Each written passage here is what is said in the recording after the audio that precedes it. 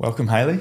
Thank you. Great to have you here. Yeah, it's good to be We're here. going to talk about all kinds of stuff today. I'm excited. I'm excited equally. We've already started getting into it, so I can imagine there's going to be some interesting chats. For sure. Yeah. I mean, why don't you start with the brief overview of breathwork and who you are as an individual? Okay, cool. We might need a solid 3 hours for that, Okay, but sweet. I'll give you the Cliff Notes version. So basically, I'm a breathwork facilitator and coach. I'm certified by Awaken Breathwork, and I come from a really extensive corporate background before that. So the thing I think that is unique about me and the way that I work is that I blend logic, science, and spirituality. I've done 15 years in corporate and HR and employment relations, and then now merged into this world of personal development and coaching and healing and transformation and all of that fun stuff. So I left my corporate career in December last year, which was a huge leap. So I'm officially in the world of self-employment, and it's been a really fun adventure. And I think the main thing that sort of got me to this point in taking the leap was all of the burnout that I experienced from the corporate world multiple times. And then I felt like I had to master that within myself and master stress within myself before I could actually leave. And then finally took the leap in December. And then now basically it's my mission to help others do the same, create a new way of living and being where they can be living fully in success, but actually enjoying life and enjoying that success rather than ticking all the boxes on the outside while quietly having these underlying stress loops on the inside and not actually enjoying life. So that's a short summary. I'm sure there's lots of things we can go deep into. For sure. Yeah. When you say like burnout, what sort of defines that, do you think? Like it's been something that has been on my mind lately just because it's come up a lot. And I'm like, what exactly is burnout? And I'm sure the definition varies, but what do you reckon? What do you think? So burnout is unique to each individual. But I guess on a scientific level, I'll explain typically what can happen in the body. So everyone has a certain capacity of stress that they can handle. And when stress can be a superpower at some points, and I find with high achievers and successful people and people that have perfectionist tendencies and those sort of things, they have quite a high tolerance for stress. But then sometimes it can hit that tipping point when your body isn't coping with the stress, it's not coping with the demands, you start to get that overwhelm, that brain fog, and your body basically goes into this underlying survival mode, trying to keep you safe. And if we take that back to our ancestors, our ancestors living in the forest, every day they were dealing with literal threats to their survival and their safety. They had to find food. They would have predators in the jungle, all sorts of things that are really genuine threats to their safety. And then when you fast forward to this day and age, we can become overloaded with all the stresses of life, got a family to take care of, work is crazy busy, you've just started all these new projects, so you've got these stress and pressures on yourself, and then you realize you're not doing any of the things you loved anymore because you don't have time, and suddenly everything becomes overwhelming, your body just starts to shut down, and then that's when you hit that burnout point. And for me personally, it manifests differently in every person. For me, the first time I burnt out, I started to get really sick. So I was actually bedridden. I was bedridden for about 2 weeks. And I remember at this point in my life, I didn't have a whole lot of awareness around mental health and how the body and the mind works. And I remember laying in bed and I was really sick and I felt so fatigued and I had this brain fog and I was trying to figure out what was wrong with me. So I was going to the doctor, I was getting blood tests done, all sorts of things, and they were all normal. So then I started to really wonder what was wrong with me, and I kept tagging myself that there was something wrong with me. And I actually ended up going to see a psychologist, and I will always remember what she said to me. So she sat me down and I kept saying, I need to get back to work. There's just so much happening. And she sat me down and said to me, right now, you trying to go back to work would be like trying to run a marathon with a broken leg. Your mind is overloaded. You need your mind to rest and heal. and then you can go back to work. So it's the same thing as having a broken leg, trying to run a marathon, but it's in your mind, you just can't see it. And that really landed for me. I was like, okay, I actually need to learn about myself. And that's when I started to learn about all of the different stress responses and how they present in the body, and there's default ones that everyone has, and basically all the things that can lead to that burnout. So long-winded definition there for you, but it is really unique to the individual, but those are kind of the common threads that I see within people. Yeah, it's a good visual example, right? Using that as a reference point, you know, like I think everyone can understand that. And yeah, as you say, it would be different for everyone, but yeah, very interesting. Yeah. And so there are things, I guess, if any listeners are wanting to reflect on, if that has landed for anyone and you're starting to feel like maybe life is feeling a bit overwhelming at the moment, the thing that I normally start for with people is identifying your default stress modes, because sometimes we're going through life and we're experiencing stress and we're exhibiting these behaviors, but we don't actually realize it's because we're stressed. And some people might say, you know, oh, it's just how I am. But if you can identify when you're stressed and then process that stress, then you can live a lot more free of a life. So the two main stress responses that people know about are fight and flight. And then there are two other ones called freeze and fawn, which are super common. So fight, you know, that can present in ways like overworking or over-dominating, not delegating things. Right. Or it can be literally, you know, aggression, Combative, fighting, anger. Yeah. You know, you're having a conversation with your partner and you just flip out and just lose it, or you're in a meeting at work and you're like, oh, just I can't believe you've irrational. done that again. Exactly. Exactly. So that's one of the things that is pretty obvious when you're stressed, when you're in that state, but can come through in other ways like overworking, which might not be as obvious. And then you've got flight. So again, that's quite self-explanatory. You know, if you're in a meeting, you might just walk out and leave the meeting, or you might be avoiding having a tough conversation, or sometimes flight can present as there might be issues that you're having in your business or in your personal life, but you avoid them and you don't deal with them because it feels too overwhelming or stressful to actually approach them.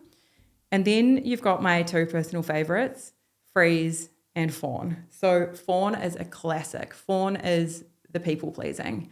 Right. And this is very common, especially with women, when you're just trying to keep, and men, you know, with their families, trying to keep everyone happy, trying to do everything for everyone else without putting any of your own needs first.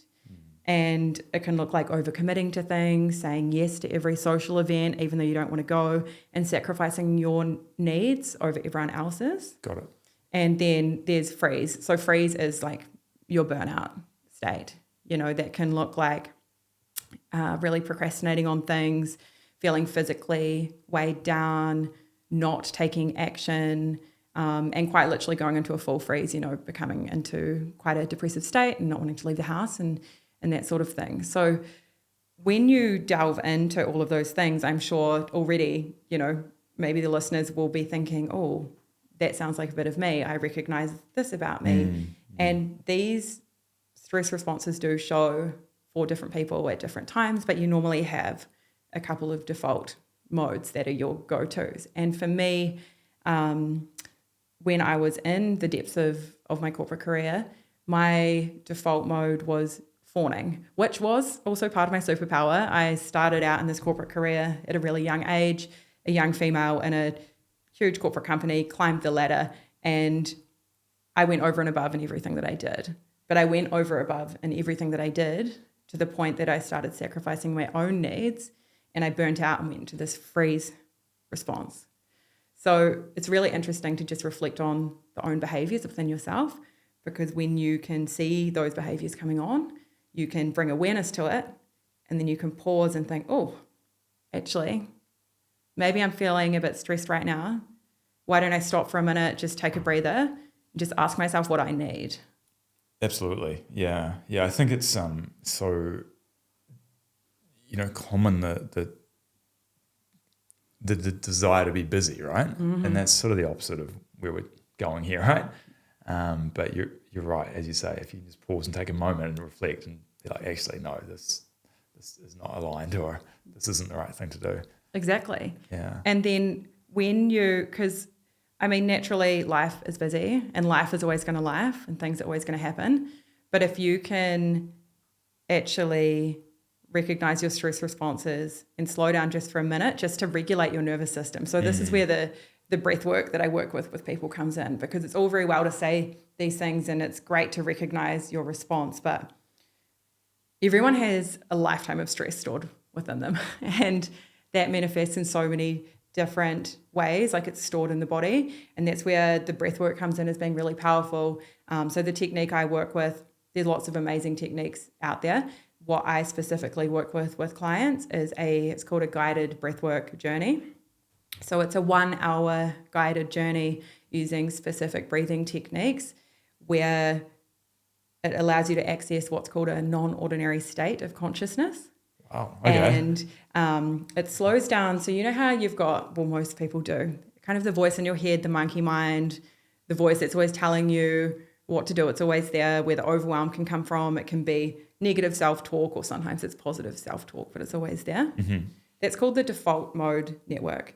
And that is your ordinary operating system made up of your beliefs and the programs that you run in daily life. And when you're in a breathwork journey, the breathing technique slows all of that down.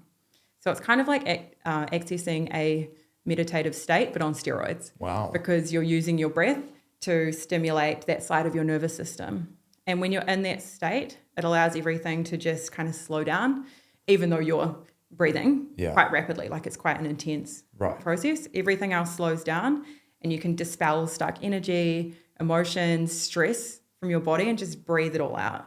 It's pretty amazing.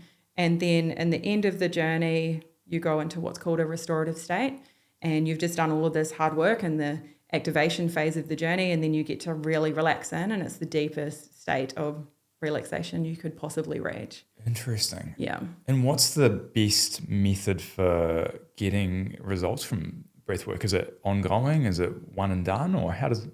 Yeah, so everyone's unique.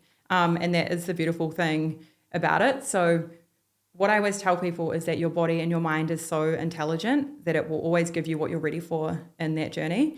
The first journey is normally the most powerful because you're like, whoa, what just happened? I can't believe I can even access that with my breath. That is crazy. Really? How do I even describe this? And then as you go on from there, I definitely recommend normally a minimum of 3 journeys, because then you can really start working through some things. But some people come and do one and they're like, look, that's me done for a while. Some people do them really regularly. In my training, so I did a certification over a year, and I went into a journey fortnightly for 9 months, which is kind of like the really deep level. But in order for me to be able to facilitate for other people, I needed to go through that myself to ensure I'm providing a safe space and can really guide people where they need to go to get the most out of the experience. That makes sense. Yeah. Yeah. And is it most often done in groups or one-on-one, or a bit of both? Both, yeah. Yeah. So again, there's 2 ends of the scale. I work with people one-on-one, which is really amazing to get really targeted results for people to become the most optimal and successful version of themselves, less stress, get rid of those survival loops humming, and you can really dial in on goals and what people are wanting to achieve for the next steps in life while accessing new perspectives and ideas. I find that breath work is like, you're going through life and you've kind of got your blinkers on. And then once you've done breath work, it expands your awareness for what's possible in life. I like that. And kind of untaps that You're limitless potential. You're absolutely selling me. Honestly, I'm living proof. If I can, Yeah. I've been through some pretty wild times in my life, and this was the catalyst for what changed everything and my path. So you can do the one-on-ones and then groups. So I do 8-week experiences here in Christchurch and online. They're really powerful, and it's cool because everyone that's in that group is in the same boat, and you almost form this little hype squad that's meeting every week, and you're working through your stuff and you're setting goals and you're breathing through some stuff. And I always say that the inner work and the healing and the hard conversations, they don't have to always be heavy. They can be fun. And I always like to bring the lightness to that. Like even when you're working through some deep stuff, because it does get deep, you can still bring the fun to it. Levity. Yeah. It's a good reminder. Yeah. You can bring the light to it. And then we've got the full other end of the scale. So I just got back from Auckland. My mentors live over in LA, and they came over and we hosted a really huge event in Auckland. So we had 250 people all in a breathwork journey, and it was a 4-hour day of breathwork and coaching, which was amazing. So there's lots of different options. Would you say that there's a movement toward the breathwork world? Would you say, like, how long's the concept been around, or the techniques? How long is it a new thing, old thing?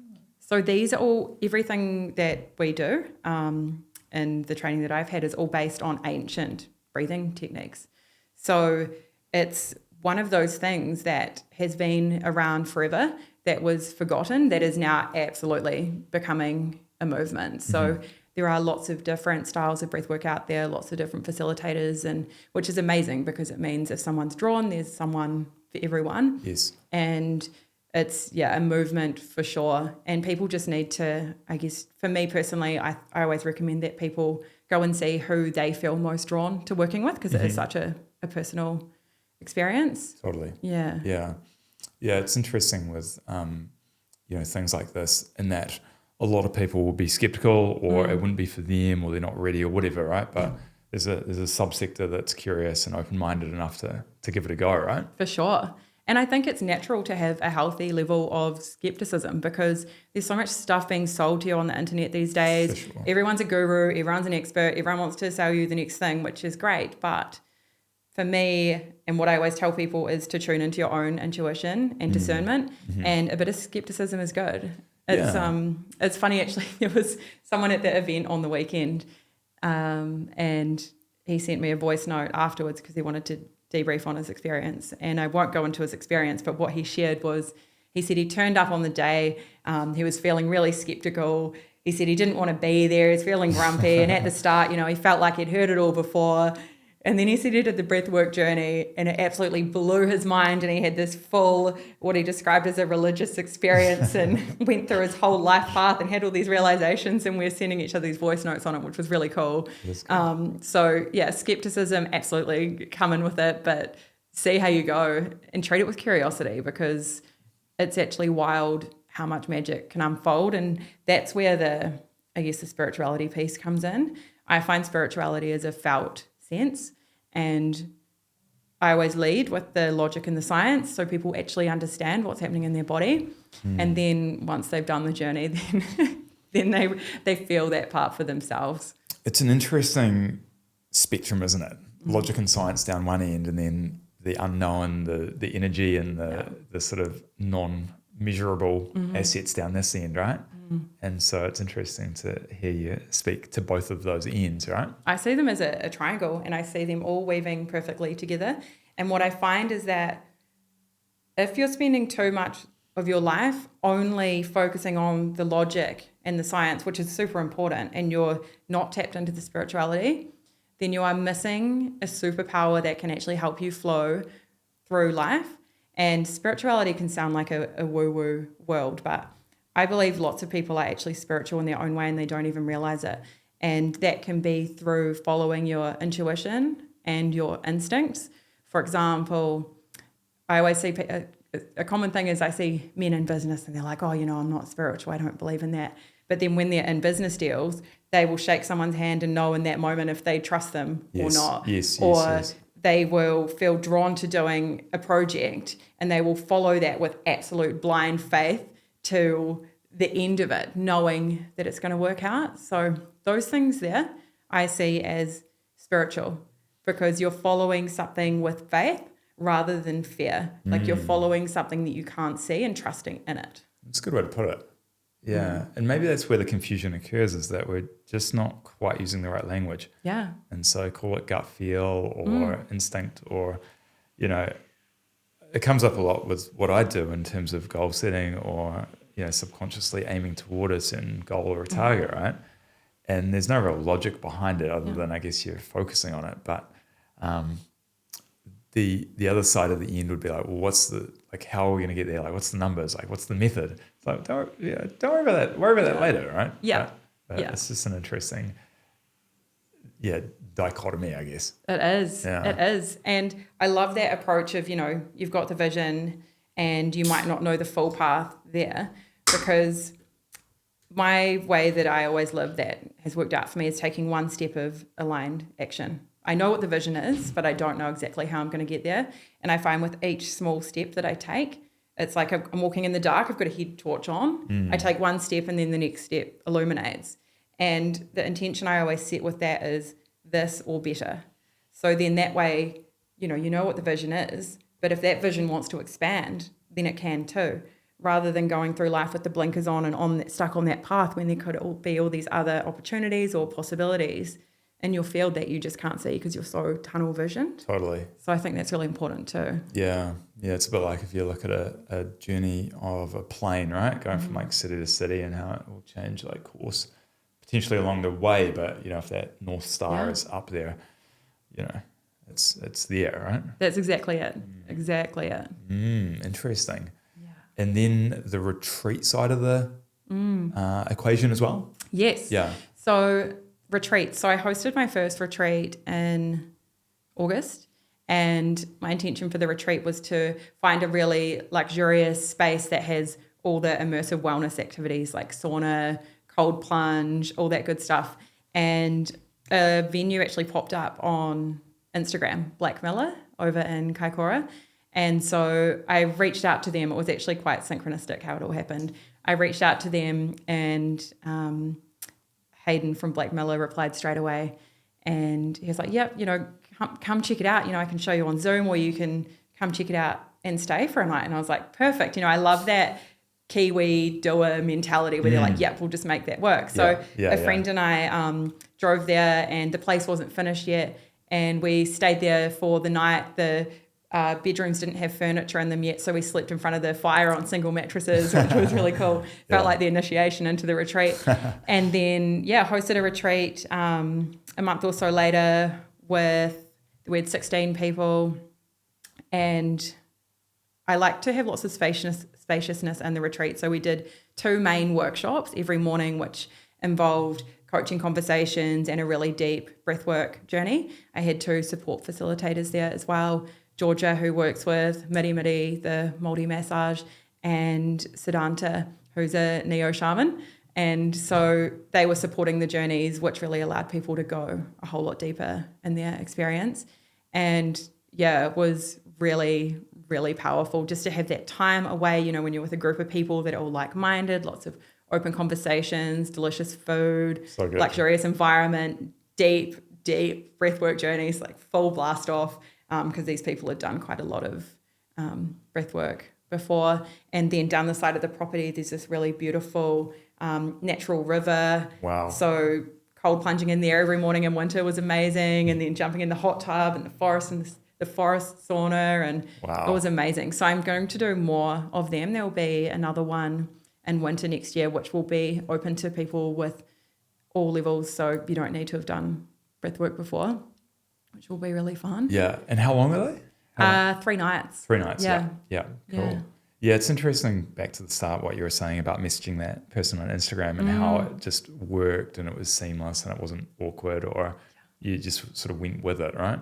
Because by contrast, if it was difficult and you felt like it was a friction experience, For sure. you might have gone somewhere else. Yeah, it's what you were touching on before we started the podcast, talking about alignment. So for me, I always check in with my intuition and my instincts, and I will know if something's an instant yes or an instant no.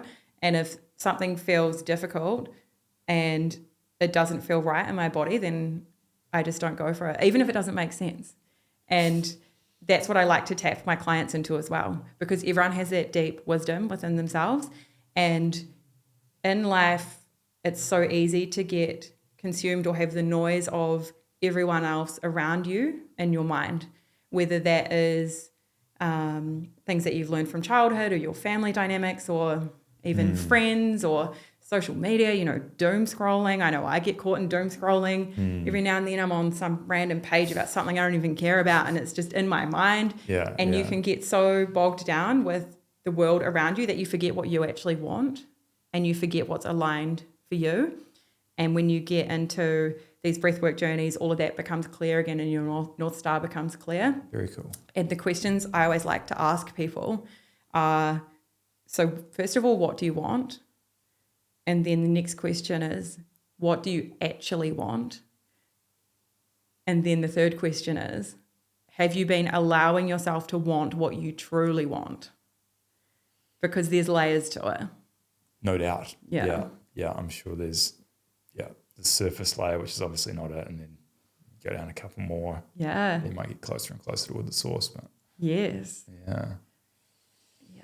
Because I believe anything's possible in this lifetime. And I do too. because you're doing some pretty big things from what I've seen, and you've got some big goals, and it's refreshing to see. Yeah, I mean, I can talk about like limiting beliefs a lot, you know. I think having experienced what I have over the last couple of years in particular, but working with the coaching clients and podcast guests, and just, having the belief that there is no limits and that we're capable of a lot more than maybe what we think. And I guess when you get people around together with similar values and similar,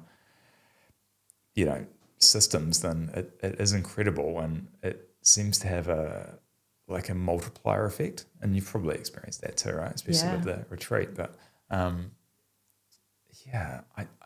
just think that we don't need to have restriction.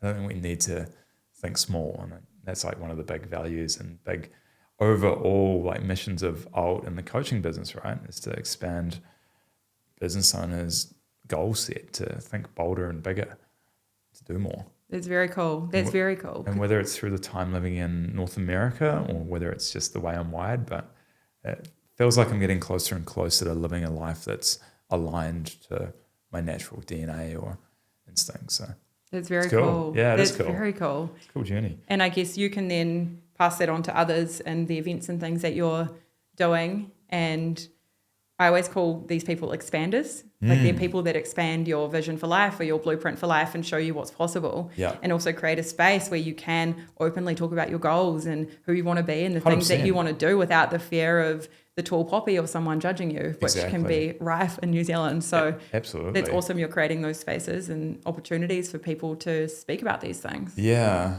I think tall poppy is a thing. I believe it is a thing. I think it's also a worldwide thing. It's not just New Zealand, right? And it's a funny thing that everyone supports the underdog and then they become the not underdog, and then it's not necessarily celebrated, right? But that's okay. It is. It's just part of the DNA here and other places, and I think it takes a lot of courage to rise above that. If anyone's listening and want to check your information out, is the website the best way, or social media? Yeah, so either Instagram, just search for Hayley Sharp or Hayes Sharp as my handle, or otherwise my website is hayleysharp.co.nz. Amazing. Thank you so much. Cool, thank you. Appreciate your time. Good chats.